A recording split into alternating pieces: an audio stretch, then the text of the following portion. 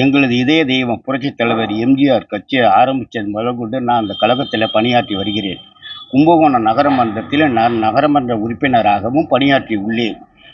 அதன் பிறகு தலைவருக்கு தலைவிக்கு பிறகு இந்த கட்சியை நல்ல வழியில் கொண்டு வருபவர் எங்களுடைய கழக பொதுச் செயலாளர் எடப்பாடியார் தான். சோதனைகளை வென்று சாதனைகள் செய்து வருகிறார். அப்பேற்பட்ட அவருக்கு பல சோதனைகளை கொடுத்து வருகிறார்கள். தொண்டர்கள் என்றுமே அவர் பக்கம்தான் என்பதனை நிரூபணம் செய்வதற்காக தான் நான் இந்த போஸ்டரை அடித்தேன். இதன் வாயிலாக பல பேர் இன்னும் போஸ்டர் அடிக்க அவருக்கு ஆதரவு தெரிவிக்கிறதுக்கு தயாராக உள்ளார்கள். எங்களுக்கு எடப்பாடியார் கழக பொதுச் செயலாளர் என்ன ஆணை இடுகிறார்களோ அதை நாங்கள் செய்வதற்கு தயாராக உள்ளோம். இப்போது கூட நமது கழகத்தில் இருக்கிற செங்கோட்டையன் அவர்கள் ஒரு காலையில் பேட்டி கொடுத்துருக்காருங்க.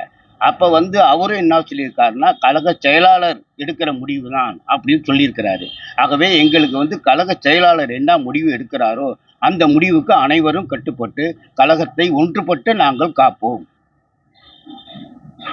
அதுதான் எங்களுடைய பொதுச் செயலாளர் அந்த ஒன்றுபட்டு எப்படி கொண்டுட்டு போறதுங்கிற முடிவு அவர் எடுப்பாருங்க.